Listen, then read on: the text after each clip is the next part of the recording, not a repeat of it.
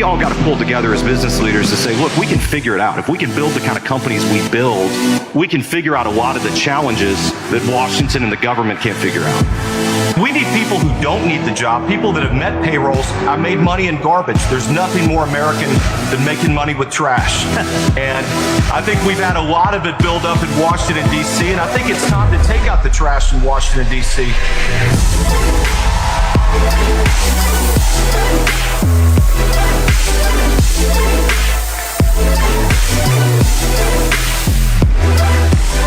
How we doing?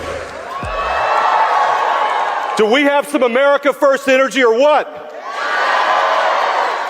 Are we ready to take out some trash in Washington, D.C.? Bye, McConnell. I like that. I'm Nate Morris. I'm a candidate for the United States Senate in the great state of Kentucky. And I have a question for everybody. Who here is tired of Mitch McConnell sabotaging President Trump's agenda?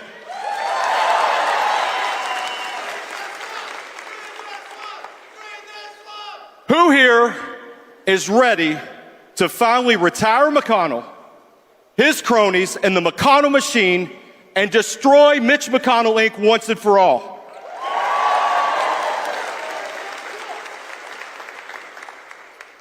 As you know, Mitch McConnell has been one of the biggest challenges to our great president. And it's not lost on everyone that he has represented the worst of Washington, D.C., the nasty part of Washington, D.C., and the Washington, D.C. that has driven our country off a cliff. And thank goodness for President Trump and for all of you in the America First agenda, because we are getting our country back on the right track.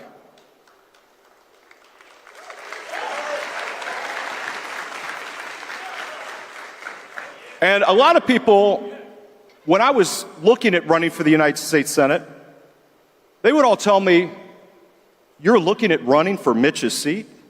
And I said, excuse me, Mitch's seat? I said, this is the people's seat. This is the seat that belongs to the people of Kentucky and the people of the United States. And as someone who's never run for office before, I'm very proud that I'm an entrepreneur. I'm very proud that I'm a ninth-generation Kentuckian. My family descends from Appalachia, a place called Morgan County. And we know hard times. We know what America has been about, the dream, but we've also seen the elites sell us out over and over and over again. And when things like NAFTA happened, it was people like my family and my friends who got hurt, who lost their job. They saw it go to Mexico. They saw it go to China. And they've had enough.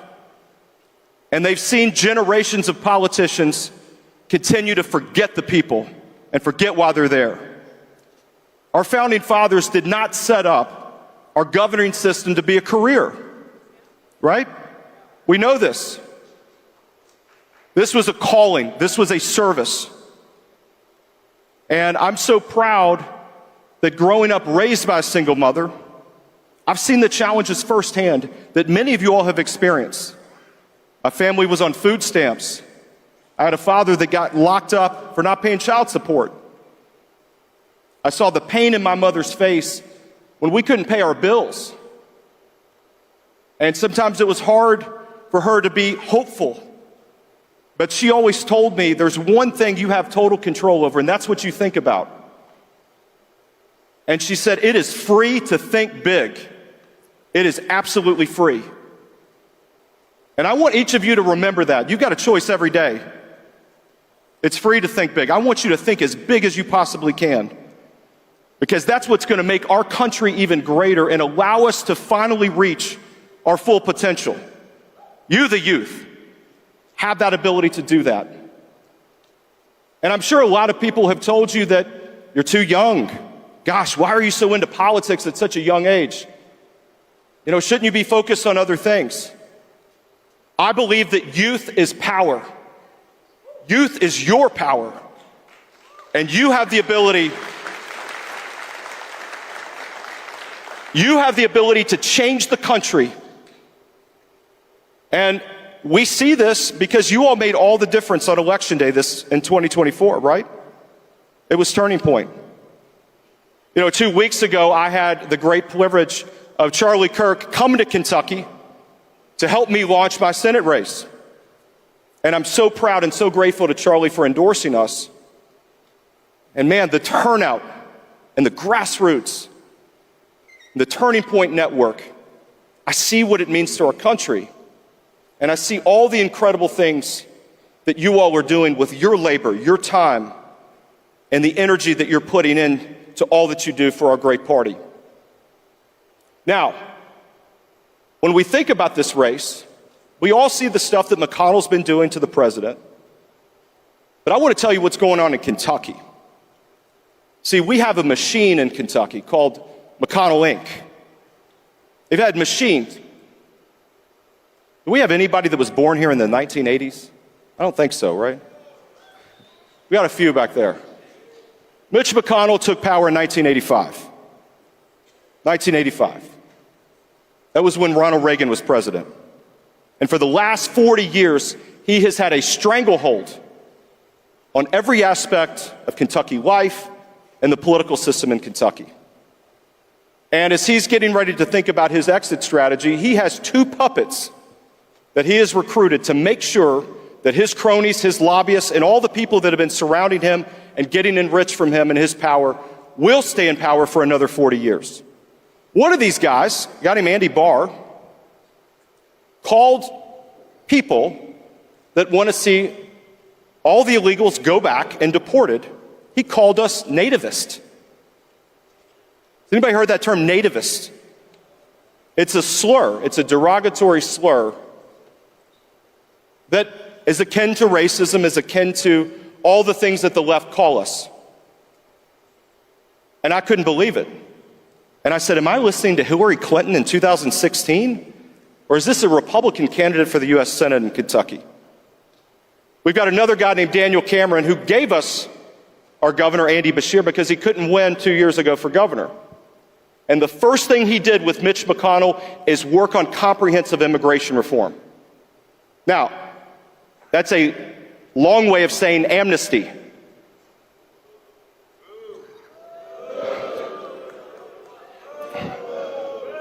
And amnesty is something that we have seen the political establishment sell us out over and over again. And I believe immigration is the fundamental issue that unites our movement and unites all of us. If we don't have a border, we don't have a country. And thank goodness that President Trump has secured our border. But now we've got an even bigger challenge. We have got to make sure all of the 20 million illegals that have invaded our country go back. They've got to go back. We're absolutely full.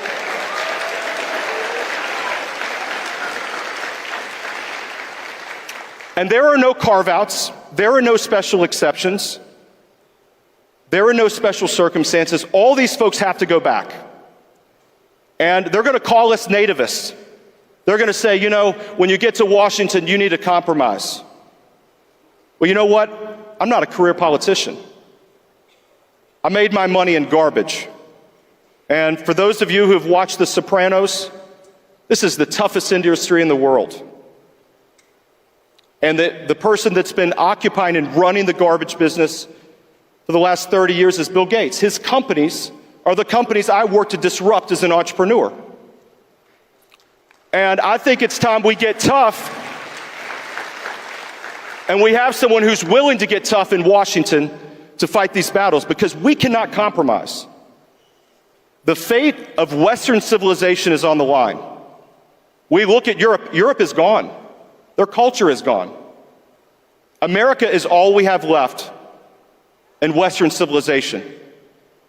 For those students of history, you may remember the great Pat Buchanan speech in 1992 at the convention.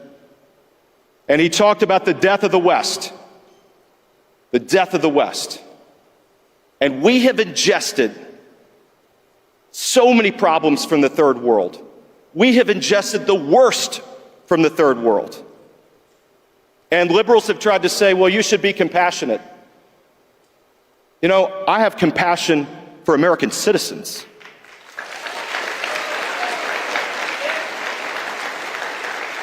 I have compassion for the American worker that was laid off because the elites wanted to squeeze a few more percentage points of profit for their quarterly earnings.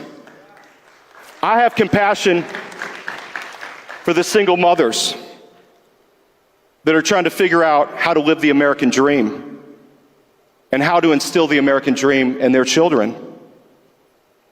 And I've absolutely had enough. One of the things that is going to be a hallmark of what we're doing in Kentucky is I've called for a full moratorium on any new immigration coming into our country until all these illegals go back. They have to go back.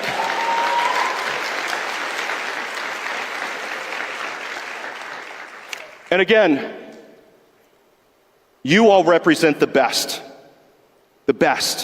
of what our movement has to offer. And we've seen our great president defeat political boss after political boss after political boss. It started with the Clintons and the Bushes, went to the Cheneys and the Bidens. Well, let me tell you, the final boss is Mitch McConnell. That is the final relic that is left of the swamp that President Trump and the MAGA movement will defeat in 2026.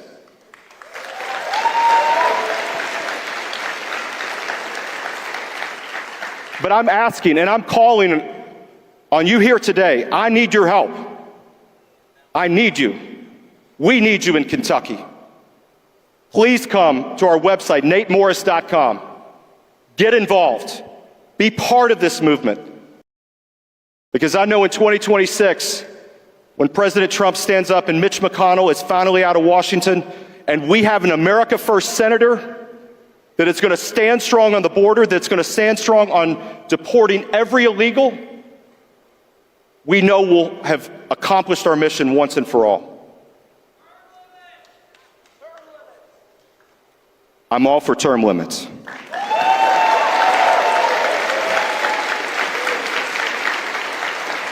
Two terms was enough for George Washington, and it should be enough for any politician in America. Thank you all very much.